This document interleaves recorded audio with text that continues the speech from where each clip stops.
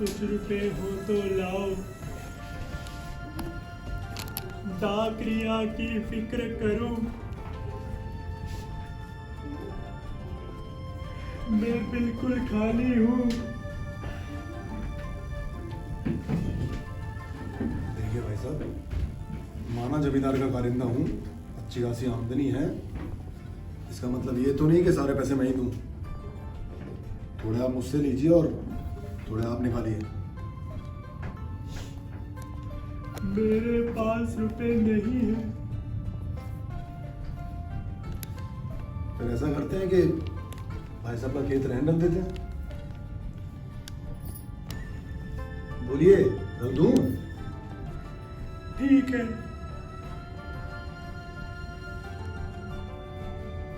जाओ कोई महाजन ठीक करो। जी। हाँ, देर ना लगे। नहीं नहीं।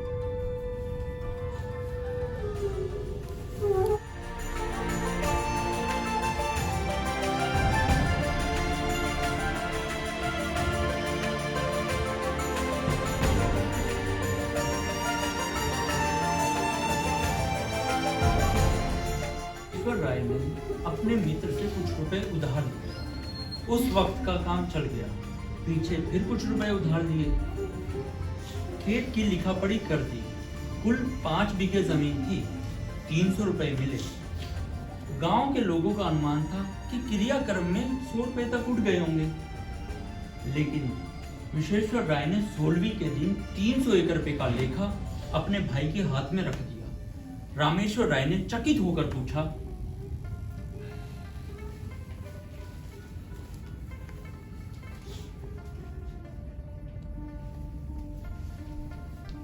क्या सारे रुपए उठ गए? क्या मैं इतना नीच हूं जो करनी के रुपए भी उठा लूंगा? किसको बचेगा ये धन? विश्वेश्वर, सुनो तो, सुनो मेरे भाई, यहाँ आओ। आओ बैठो।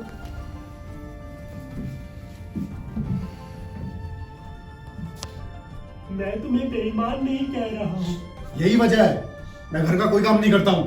सिर्फ पूछ रहा हूँ। आप लोग भरोसा ही नहीं करते मुझ पे।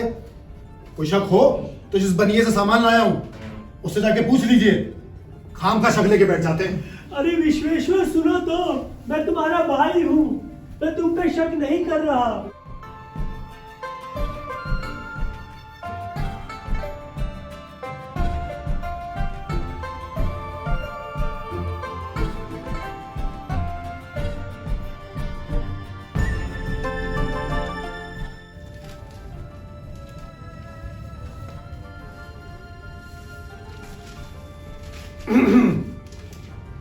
अरे विश्वेश्वर, तुम आओ बैठो। और सुनाओ, घर पर सब ठीक है ना? जी सब बढ़िया। चाय बनवाऊं? उसकी कोई जरूरत नहीं। भाई साहब मैं ये कह रहा था कि अगर रुपये हो गए हों तो दे दीजिए, मैं फिर छुड़ा लूँ। रुपए ना मेरे पास कल थे ना आज है। तुमने कुछ कहा? जी नहीं नहीं, हाँ आप कुछ कह रहे थे। मेरे पास रुपए कहाँ से आएंगे? घर का हाल तुमसे छिपा नहीं।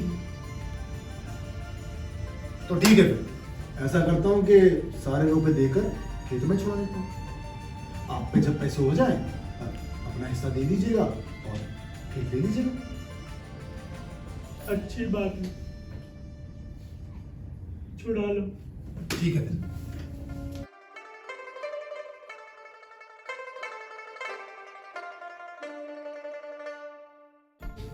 20 साल गुजर गए। विश्वेश्वर राय जमीन को भोगते रहे। उसे खाद गोबर से खूब सजाया और फैसला कर लिया कि जमीन ना छोड़ूंगा। अदालत से भी कोई नहीं ले सकता। रामेश्वर ने कई बार कोशिश की कि रुपए दे करके अपना हिस्सा ले ले, लेकिन कभी 300 में 150 भी जमा ना कर पाए। रामेश्वर का बेटा जागेश्वर कुछ संभल गया था। वो गाड़ी लादने का काम करने लगा। उसे रात दिन अपने हिस्से की चिंता लगी रहती। अंत में उसने रात दिन मेहनत करके यथेष्ट धन बटोर लिया और एक दिन अपने काका से जाकर बोला, पिताजी आप यही रुकिए, मैं काका से बात करके आता हूँ। ठीक है, पर झगड़ा मत करना। नहीं नहीं, मैं झगड़ा क्यों करूँगा। काका काका, अरे भाई एक मिनट, नमस्ते काका। नमस्ते। बस बस।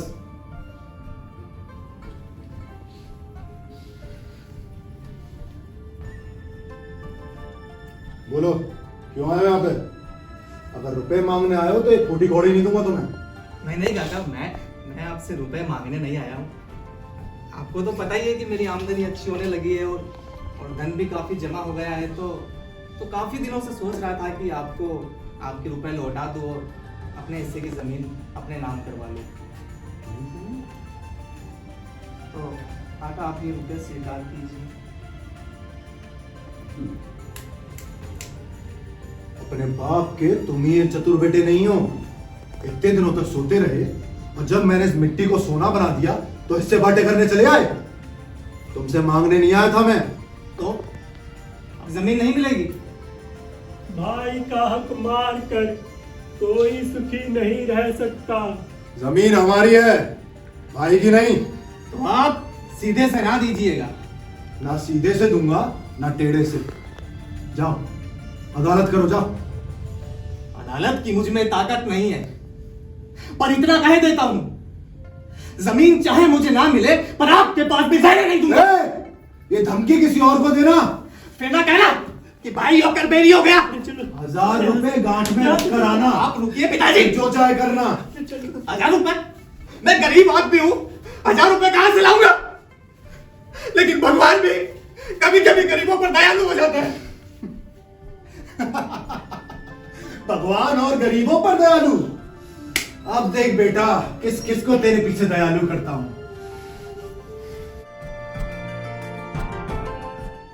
स्वर्गीय सिद्धेश्वर राय की एक बेटी थी तापेश्वरी। अपने जीवन काल में उसका ब्याह कर चुके थे। उसे कुछ मालूम ही नहीं था कि बाप ने क्या छोड़ा, किसने क्या लिया। क्रियाक्रम अच्छी तरह से हो गया था, वो उसी में खुश थी। 16वीं में आई, फिर वापस चली गई। 20 साल गुजर गए, ना वो कभी आई ना उसे किसी ने बुलाया। तापेश्वरी के ससुराल की दशा भी खराब थी। पति का देहांत हो चुका था। बच्चे कम तनख्वाह पर नौकरी मजदूरी करके अपना घर का गुजर बसर कर रहे थे। जागेश्वर ने अपनी फूफी को उकसाना शुरू किया। फूफी, फूफी। अरे बेटा जागेश्वर, आओ आओ, खुश रहो खुश रहो, आओ बैठो। और बेटा जागेश्वर, पिताजी कैसे हैं? पिताजी ठीक है फूफी। मैं और भाभी कैसी है? भाभी ठीक है। चलो बढ़िया। मुझे आपसे कुछ मैंने सुना कि तुम्हारा कारोबार भी काफी अच्छा चल रहा है। ये आपका आशीर्वाद है, कारोबार तो अच्छा चल रहा ही है। चलो बढ़िया। क्योंकि मैं आपसे और जमीन से चाय नाश्ता क्या लोगे तुम? क्योंकि मैं खा पी के आया हूँ। मैं पी के घर जमीन पहली बार आए हो, कुछ तो खा पी लो। क्योंकि मैं सब कुछ खा पी के आया हूँ। मुझे आपसे कुछ जरूरी बात करनी है। तुम कब से कुछ बोल भी नहीं रहे। अच्छा, मैं कुछ नहीं बोला। हाँ ठीक है। बोल तो ऐसे रहे हो जैसे कब से मैं ही बोले जा रही हूँ। हाँ हाँ मैं उस जमीन के बारे में बात करना चाहता हूँ जो काका की जमीन थी। बेटा, भगवान ने जो मुझे दिया है मैं उसी में मगन हूँ। मुझे जगह जमीन नहीं चाहिए।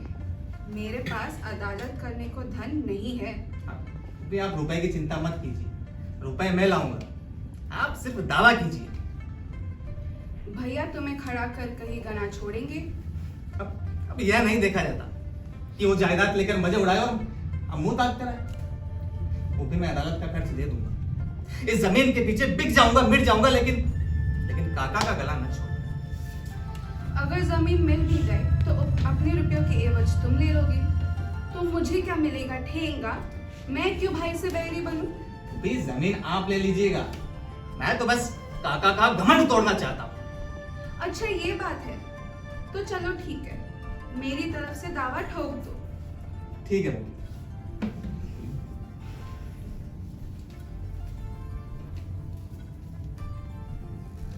जब काका की मुट्ठी से जमीन निकल जाएगी तब 10-5 रुपए में इनसे ले लूंगा।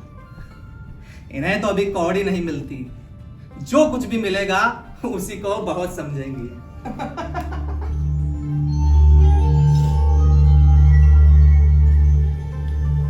दूसरे दिन दावा कर दिया गया। विश्वेश्वर राय ने सिद्ध कर दिया कि तापेश्वरी सिद्धेश्वरा की बेटी है नहीं। गांव के लोगों पर विश्वेश्वर का दबाव था। सब लोग उससे रुपया पैसा उधार लिया करते। सबने अदालत में बयान दिया कि तापेश्वरी है ही नहीं, सिद्धेश्वरी नाम की कोई लड़की है ही नहीं।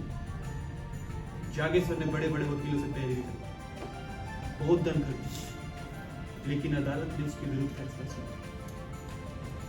बेचारा हताश हो। जागेश्वर ने अपील में जाने का निश्चय किया। रुपये ना थे, गाड़ी बैल बेच, अपील में महीनों मुकदमा चला। सुबह से शाम तक कचहरी के अमलों और वकीलों की खुशामतें करता। रुपये भी उड़ गए। महाजनों से जो ऋण लिया था उसकी बिक्री हो गई। 500 का बोझ सर पर आ गया। तब भी विश्वेश्वर ने हाईकोर्ट में अपील की। जागेश्वर के पास रुपये ना थे। विवश होकर उसने अपनी जमीन रहन रख दी, यहां तक कि घर बेचने की नौबत। घर के गहने बिक गए। अंत में हाई कोर्ट में उसकी जीत हुई। आनंद उस समय 1000 रुपए पर पानी फिर गया। हाँ, संतोष ये था कि 5 मिलियन मिले।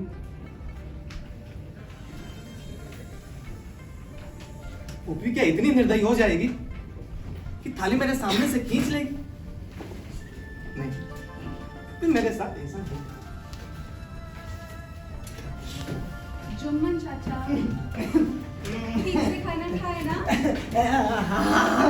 हाँ बिटिया, खाना बहुत बढ़िया था बिटिया, खाना बहुत बढ़िया था। बिल्कुल असली घी में तड़तड़ाया हुआ था बिटिया। और दाल कैसी थी? दाल भी बिल्कुल उसी देसी घी में तड़तड़ाई हुई थी बिटिया। और सब्जी? सब्जी भी बिल्कुल तड़तड़ाई हुई थी बिटिया, तड़तड़ाई हुई। पेट भर के खाए ना? हाँ बिटिया, इतना पेट भर के खाए हैं कि मुझे पूरा पेटवा तड़तड़ा गया। चाची की कसम। हाँ बिटिया, चाची की कसम। आइए बैठिए। अच्छा चाचा जी, अब ये बताइए, मेरे 5 बीघे जमीन कितने में उठेगी? 5 बीघा जमीन तर तर तर तर तर तर तर हाँ? तर तर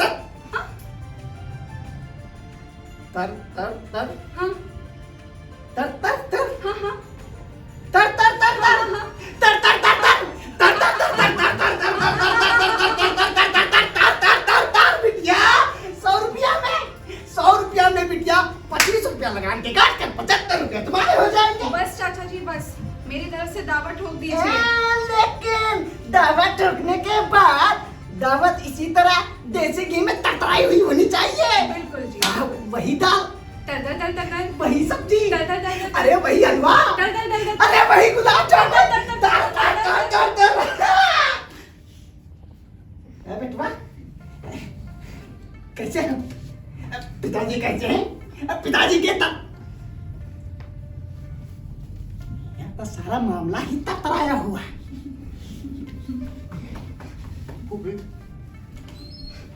पुप्पी आपने क्या किया? सारी मेहनत मैंने की और जमीन आपने किसी और को दे दी। अब मैं कहाँ जाऊं? बेटा, पहले अपने घर में दिया जलाओ, फिर जाके मस्जिद में जलाओ। इतनी सी जमीन मिल गई तो मौके से रिश्ता जुड़ गया।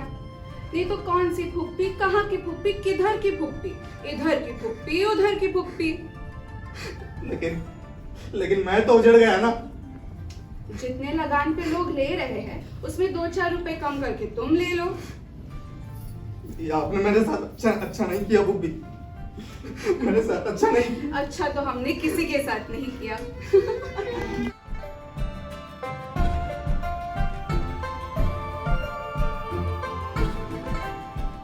ईश्वरी भी कुछ दिनों में विदा हो गई।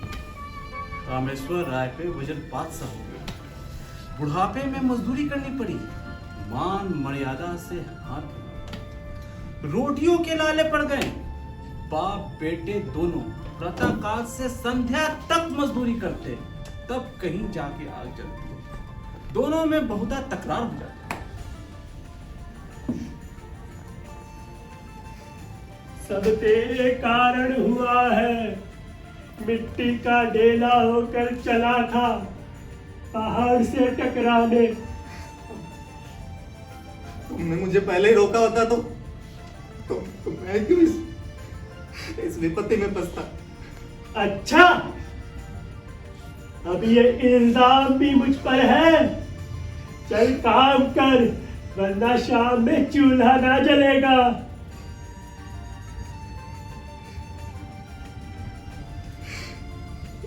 अरे पकड़ पकड़ पकड़ पकड़। हाँ भैया, यहाँ लाओ। भैया, कब तक जागेश्वर को छोड़ोगे? इतने दिनों से इसका घर रहन रखा हुआ है, अपने पैसों का तकाजा क्यों नहीं करते?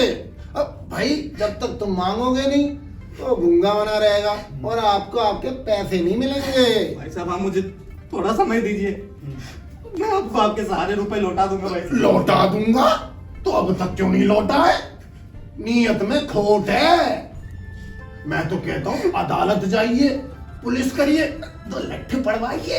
भाई साहब, मुझे विश्वास कीजिए, आपके रुपए लौटा दूंगा। भाई साहब, कहा था ना बेटा, अभी तो तू देख।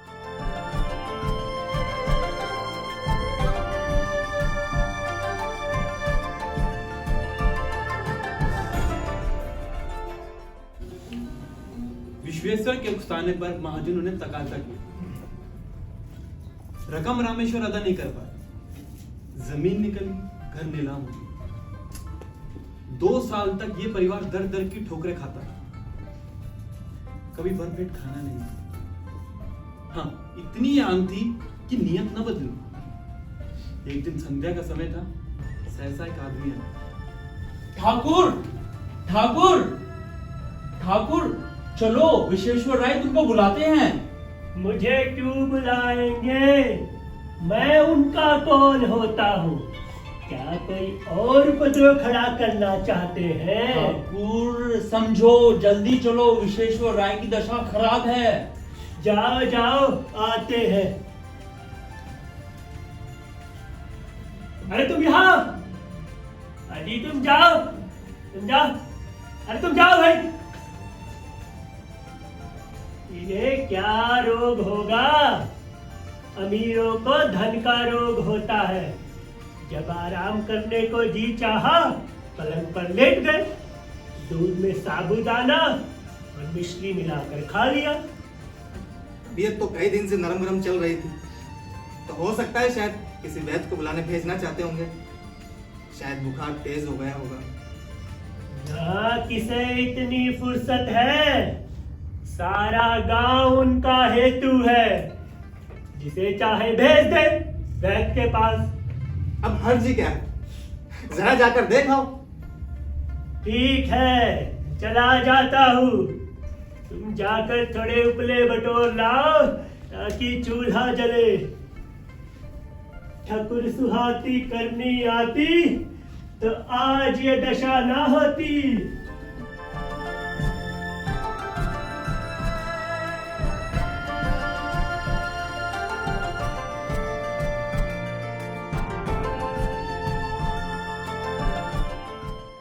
जागेश्वर उपले लेने के लिए घर से रवाना हुआ।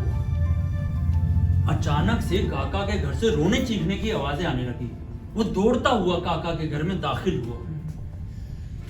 देखा तो लोग विश्वेश्वर राय को चारपाई से उतार रहे थे। जागेश्वर को ऐसा लगा कि उसके मुंह पे कालिक लगी हो। वो फूट फूट कर रोने लगा।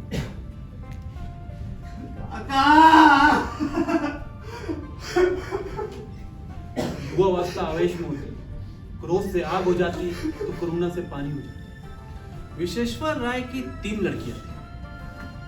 तीनों की शादियां हो चुकी थी। 3 लड़के थे जो अभी काफी छोटे थे। बड़े की उम्र 10 वर्ष से अधिक न थी। माता जी जीवित थी। खाने वाला 4, कमाने वाला कोई न था। लोगों का विचार था कि विश्वेश्वर ने हजारों रुपया जमा कर लिए होंगे, पर वहां वास्तव में कुछ नहीं। आमदनी पर सबकी निगाह होती है, पर खर्च कोई नहीं देता। विश्वेश्वर ने अपनी लड़कियों के ब्याह पर खूब दिल खोलकर पैसा खर्च किया। मेहमानों के आदर सत्कार में उसकी सारी आमदनी गायब हो गई। अगर गांव में रुआब जमाने के लिए 200-400 रुपए का लेन देन कर दिया तो क्या हुआ? उन पर महाजनों का कर्ज अलग से था। 1 साल तो विधवा ने जैसे तैसे बच्चों का पालन पोषण किया, घर के गहने तक बिक गए। अब उसके बस में ना था। निश्चय किया तीनों बेटों को तीनों बेटियों के घर भेज दूं और जैसे तैसे अपना जीवन रूखी सूखी खाकर काट। मगर बच्चे लड़कियों के ससुराल से वापस आ गए थे, क्योंकि लड़कियों के ससुराल वालों ने छोटे छोटे बच्चों पर जुल्म करना शुरू कर दिया था। जाड़ों के दिन थे, खेतों में मटर की फलियां लगी हुई। एक दिन 3 लड़के खेत में घुसकर मटर उखाड़ने लगे। किसान दयावान था, खुद एक बोझा मटर उखाड़ के विश्वेश्वर के मकान पे दिया और कहा,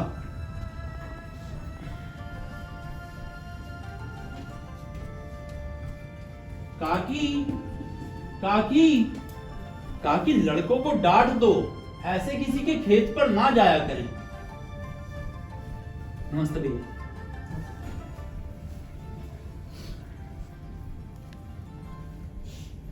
पिताजी, काकी के घर अब कुछ नहीं रहा। लड़के भूखों मर रहे हैं। तुम त्रिया चरित्र नहीं जानते, ये सब दिखावा है। जन्म भर की कमाई कहाँ उड़ गई? अपना काबू चलते हुए कोई लड़कों को भूखों नहीं मार सकता। तुम क्या जानो, बड़ी चतुर औरत है वो। लेकिन लोग हमें पर हंसते होंगे ना। हंसी की इलाज है तो जाकर सरपरस्ती कर लो, खिलाओ पिलाओ है दम। न भर पेट खाएंगे, आधे पेट ही सही, पर कम से कम बदनामी तो ना होगी। और काका से लड़ाई हुई थी, लड़कों ने हमारा क्या बिगाड़ा है? अरे वो चुड़ैल तो अभी जिंदा है।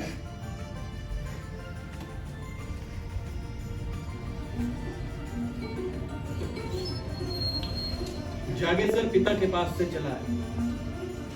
उसके मन में एक बात बैठ गई थी कि काकी की सहायता कर दे, और उनकी जली कटी बातों से डरता था।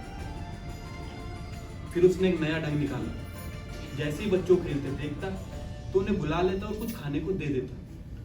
मजदूरों को दोपहर की छुट्टी मिलती है, पर वो छुट्टी के वक्त भी मजदूरी करता है ताकि कुछ ज्यादा पैसे मिल जाए। घर चलते समय वो खाने की कोई चीज ले लेता और अपनी पत्नी की आंख बचाकर उन अनाथों में बांट देता। लड़के भी उससे काफी हिल मिल गए थे, उससे देखते ही भैया भैया करके दौड़ते। पहले माता डरती थी, कहीं ये मेरे लड़कों को बुलाकर पुरानी अदावत तो नहीं निकालना चाहता। वो जागेश्वर के पास जाने और उससे कुछ लेकर खाने से रोकती। लेकिन बच्चे शत्रु और मित्रों को बूढ़ों से ज्यादा पहचानते हैं।